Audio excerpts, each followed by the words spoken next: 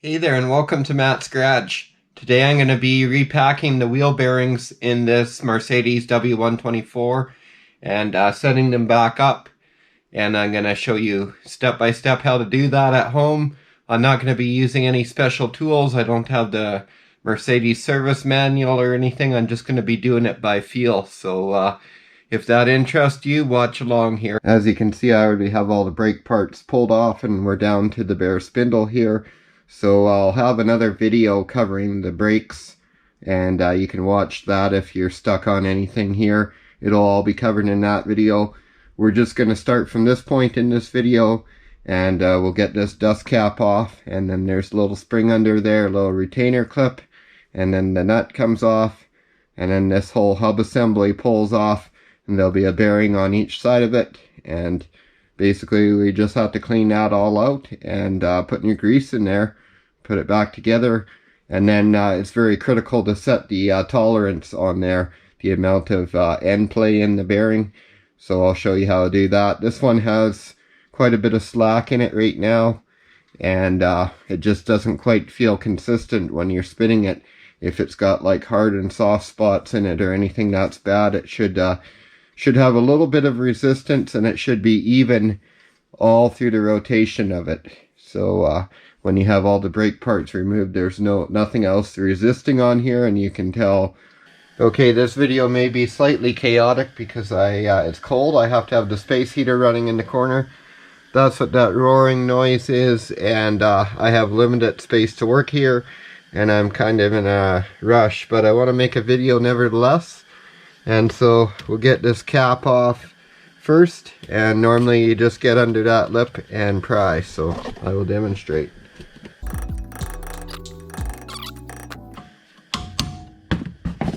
So there we go, and it actually doesn't look too bad because I was in here recently and I kind of just added a little grease. We'll start by wiping that off so we can see our retainer nut. And it's got this little doohickey on here is supposed to basically ground the bearings. And what I like to do is lay out a clean shop towel back here, and then as I take the parts off, I will lay them out in order. Okay, so that's a 5mm Allen on this jam nut, 5mm Allen bolt. I'm just making sure I get it worked all the way in there because the grease kind of hydraulics against the Allen key. So there we go, I got it broke loose. And that is just to lock this. I'm trying to see if this comes off ahead of it or not, this little electrical contact.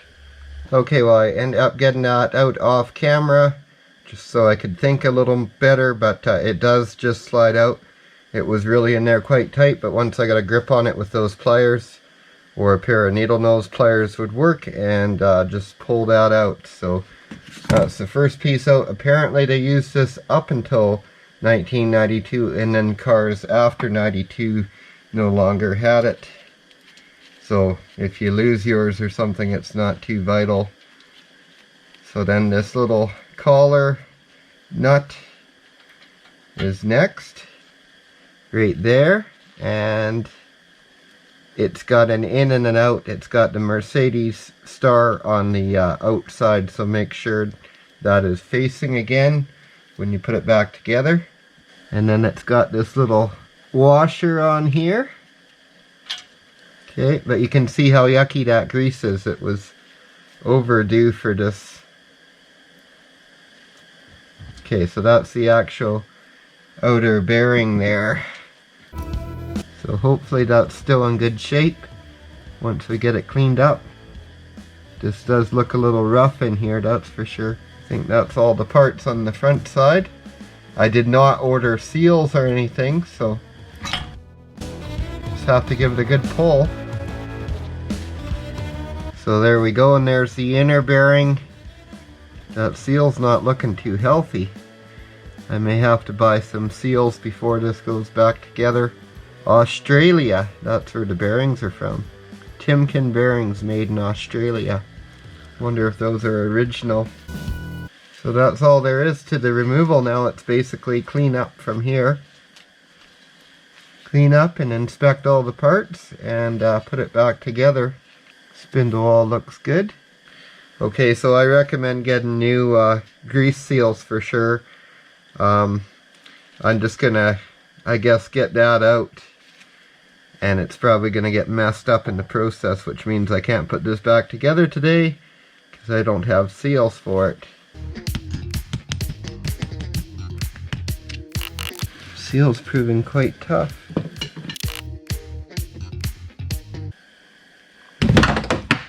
Oops, don't do that.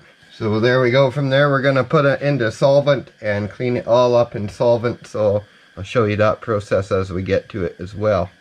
Okay guys, well I am going to get a new grease seal tomorrow, and I was just working on pulling the other side apart and figured I'd show you in this dust cap how bad it is, how dried up that grease is. I think you can see that. So that's why we're repacking them.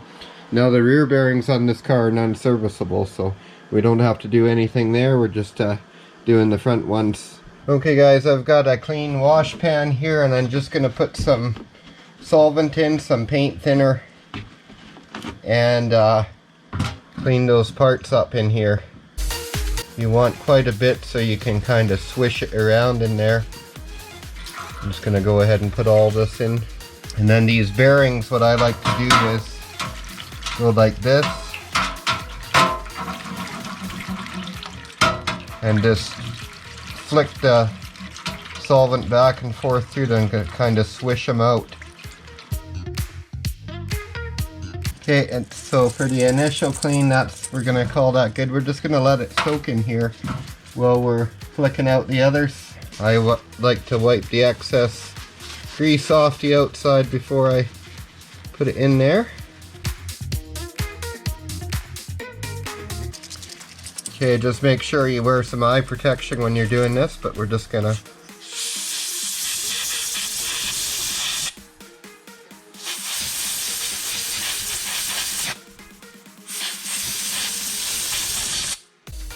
Okay, now we'll just go back to cleaning again. Okay, well, big mess, but we got the parts clean here. And what I like to do with these is I like to dry them out with the air gun from the back side, and then if there's any debris or dirty grease or anything that isn't just clear liquid coming out, when I blow them out like that, I re-swish them until I get it to come out clean. So these bearings, actually, maybe I should have replaced them. The rollers definitely have some scoring in them, but I think they'll be okay. The cages aren't torn up or anything like that. Another thing, these washers here, they do have that side faces on the bearing, and then the other side is facing on the collar.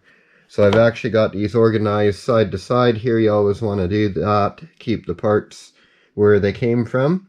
So these are ready to assemble. These are ready to pack with grease and put together. I haven't quite finished cleaning up the hubs yet. And this hub here, I did have to go over the face a little bit with like a flap wheel. There was some rust scale on there, particularly around these dowling pins here, that just didn't want to come off with the wire wheel. And when it's built up on there as a scale like that, it can throw off the trueness of the hub and the wheel and everything, and you can end up with a vibration. So this one over from the passenger side was in better shape, and it cleaned up nicely. I got these cleaned up. There's a little bit of rust right on the end there, so I'm just going to take a Scotch pad and just polish that with a little bit of solvent and get rid of that. But you don't want to like sand it and get rid of material, because it's a tight tolerance there. If you have one of these Scotch pads and you just dip it in your solvent and then just go like this and polish that right up. See, it doesn't take very much at all to knock that little bit of rust off there. That's where your seal rides in there, so just polish that up and get it all nice and clean again. Another thing you may want to consider replacing is these dust caps. I was careful to remove them, but whoever removed them before, you can see they dented up the edges there. And I'll show you when I put these back together, but I always put either a bead of grease or you can use a bead of RTV to seal them on there.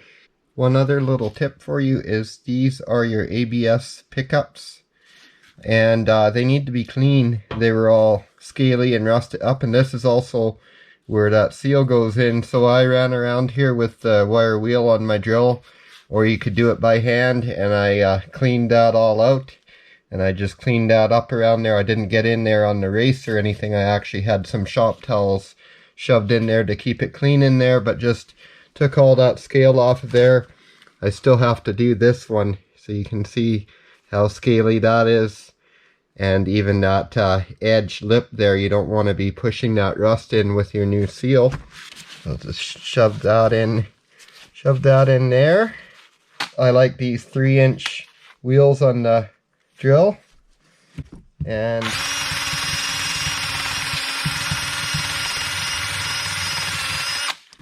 just like that. So I'll finish this up off camera. I'll clean all that in there, and I've actually got this pump up sprayer that'll make it easier. I'm gonna just rinse it all out in there because there's kind of some blind crevices and stuff where stuff can get caught up in there. But first I always wipe the bulk of the grease out, and then yeah, flush it out with some solvent, get it all ready to go back together. Okay, well here we go. It's about 5 days later because I actually had to make a Rock Auto order for these seals. Couldn't get them anywhere locally, but Rock Auto got in here pretty quick, so I went ahead and got new bearings as well, because these ones, upon closer inspection after I cleaned them up, they're past their prime, when you can see the tracking marks like that. So that means I have to get these old races out of here. I'm probably just going to drive them out with punch. That's how I've done it in the past. It's worked pretty well, but you can use a press as well. I have a press, I'm probably going to use a punch, and then what I'm going to do is put these new bearings in the freezer, or at least the races. And then I've got a toaster oven that I use just for this, and I'll put these hubs in there and heat them up nice and hot, and it'll kind of just drop together at that point, because this will be slightly expanded and these will be slightly contracted. And then at that point I just have to install the seals and pack everything with grease. So I'm going to show you those steps as I go, but I just wanted to update you on that. If you can basically, if you can see anything visual beyond just a shiny bearing surface, you should be replacing the actual bearings, not just repacking them. Okay, I'm going to be working down on the floor here, and not much to this method, just brute force. I've got a nice fresh punch here, and I'll try not to scar anything up. I'm gonna have to go redress my punch a little bit.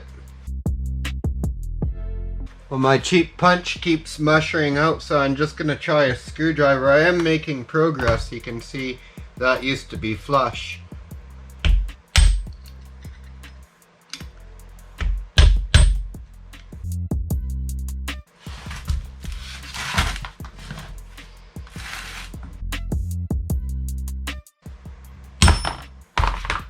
So now we just got to get the bigger one out. I think we'll just stick with the screwdriver here. Seems to work pretty good.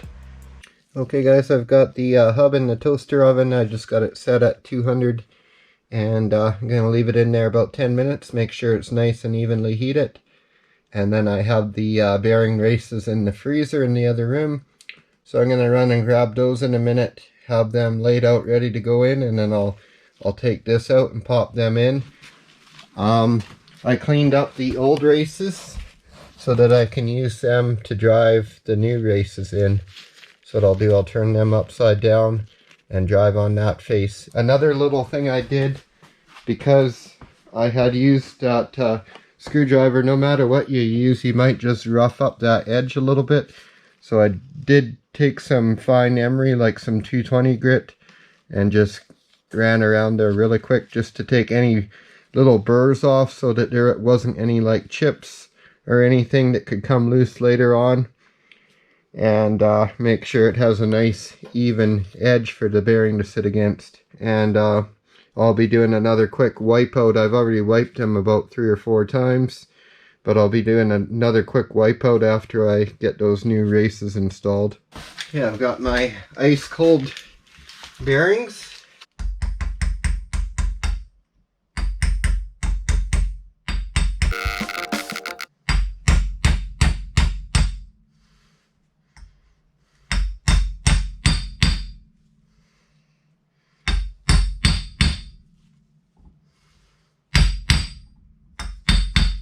Okay, if you hear that change in sound, that means you have boggled it out. So we'll flip it over and we'll get the other one in.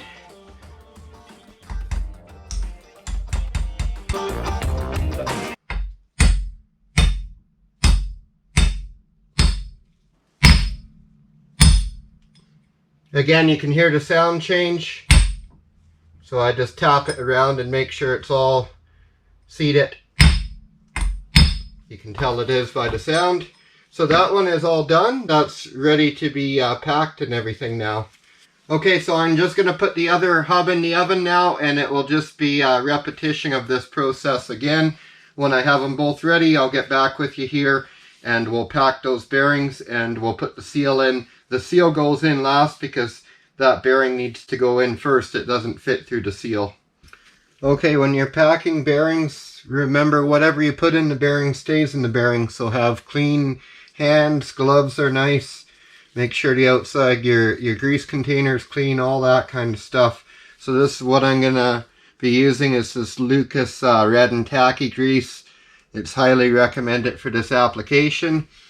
And I actually threw the bearings, the actual rollers, in the oven just for a second, just to warm them up a little, and that'll let the grease flow into them better, and it also cooked off the assembly lube that was in them so that it doesn't mix with the grease. Okay, and then you just want to work the grease into the rollers. You want to get the grease into your hand like that and just keep, see how I'm forcing it into the rollers? That's what they mean when they say packing the bearing. You're not just putting grease on the bearing, you're filling the bearing with grease. So if you don't do this, you're going to have a bunch of air between the rollers and they're not going to be properly lubricated, and they're also not going to properly tension when you set the tension. Now they do have machines that you, like little presses that you put the bearing in, you fill it with grease and you wind it down, and it presses all the air out of the bearing and makes sure it's completely packed with grease. I don't get that fancy, I just do it this way, and then that bearing goes right in there. Now you want some grease just in the barrel here too. Kind of use your judgment as to how much. I've heard of people weighing it before because there are specifications, so I guess if you're really worried about it, you can do that. And you want to go both ways so that you're pushing in the edge of the rollers. So now we got to put that grease seal in there. So I'll just kind of wipe the excess out of there so that it's not hydraulicking on the seal. Okay, so we have the new seal, and we'll just use our old race again to drive that seal. I'll use the flatter area so that it's spread out on that seal.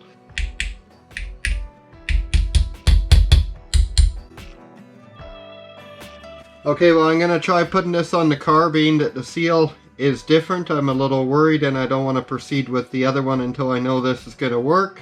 So I'll just wipe all this grease off and get that on the spindle. I'm just going to give this a final wipe off. Actually, we'll put a little grease on this all. It's good to have a coat of grease on everything type thing.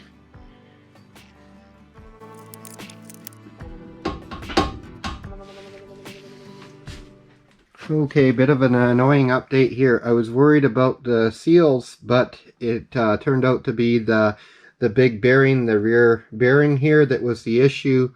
That is too small, slightly too small on the inside diameter. The outer one fits fine. I went and tried the other two bearings on the other side. So the solution is I'm going to have to use the original rollers on the inside. I of course replaced the race. And the race is the same size, luckily. So the big challenge here is I got to get this back off here, which is probably jammed on a little because I've been working on getting it on and it doesn't fit. And then when I get it off, I have to try and retrieve that seal out of there without ruining it. Okay, very good news. I was able to get the seal out intact since the bearing was the wrong size anyways. That made the bearing useless, so I just beat on the backside the bearing until it pushed the seal out, and that got the seal out without ruining it.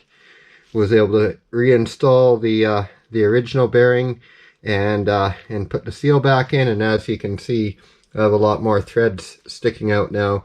We are going to tighten up this clamp basically until it locks this down, because what that'll do is kind of displace the grease and set the bearing in, and then we're going to just back it off a little bit till we get a little bit of play in it. And I'm just going to use a adjustable wrench. I have no idea what size that clamp is, but you don't need to put that much pressure on it that it would matter. So there, that's about locked down. And now we're just going to back this off probably about half a turn.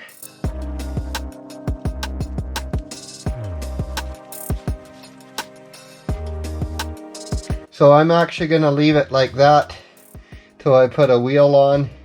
So I'll tighten up this clamp.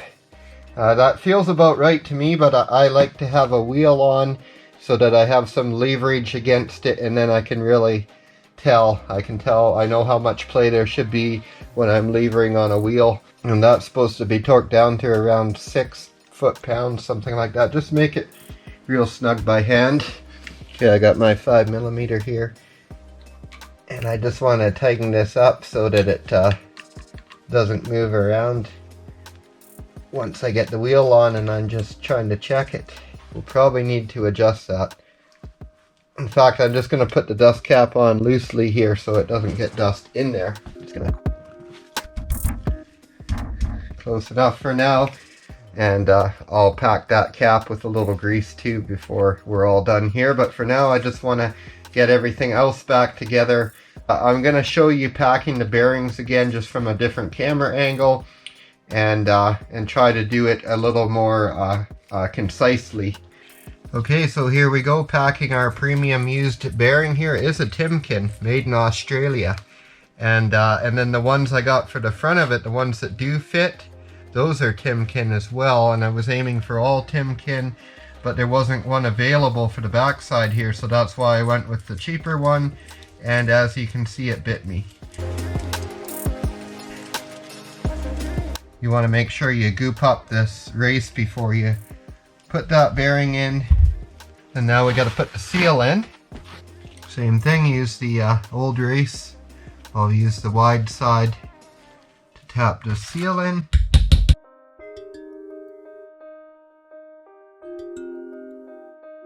Okay, and then we'll just make sure there's lots of grease in there. And we'll pack this front one full. And our brand new Timken bearing for the front side. Okay, so here I've just mounted up the wheel with 2 bolts just snugged up, and that's enough to get it on there tight and check the wheel bearing. And what I'm looking for is just a minute bit of play, like just the smallest amount that you can basically feel. So I just grab it top and bottom. I got the wheel off the ground. So I don't know if you can hear that or see any movement. Probably not.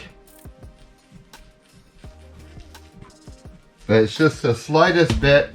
And then I'm going to drive the car a little bit for a couple days, and then I'll jack it back up and and confirm that it's still like that, because sometimes once things get worked in, it loosens up a bit more. You don't want to have it so there's no play, because when the bearings heat up in use, they're going to tighten up. And so you need to have that little bit of play in there to account for that. Okay guys, I'm just going to tighten down this collar here. So that's why I'm going to go with a real snug pull on that Allen key, kind of so the key's twisting a little bit, about that much torque. Now I got to make sure my hands are really clean and pack just the end here and the cap.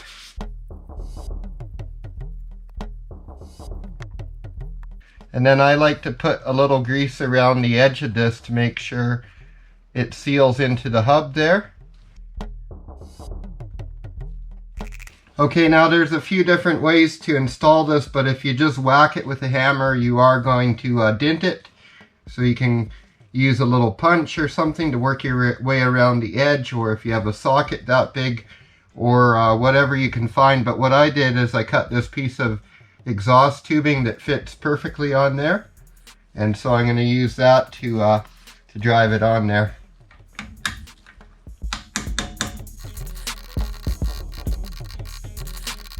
So now just make sure you spray down your brake rotor with brake clean.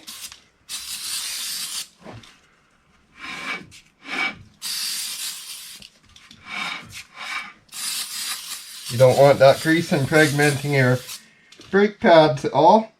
Finish up your wheel bearing replacement by torquing your wheels up to 80 foot-pounds. Okay guys, that's going to conclude how to repack your wheel bearings on your Mercedes W124. Honestly, any vehicle that uses roller style bearings in the front is very, very similar. The only thing that really differs is the kind of jam nut that Mercedes uses. They have that little locking collar, which is simple enough to figure out. There's nothing complex about this job at all, so don't be afraid to tackle it yourself at home. And I do hope you found the video helpful. Thanks a lot for watching Matt's Garage. Don't forget to like and subscribe, and have yourself a great day.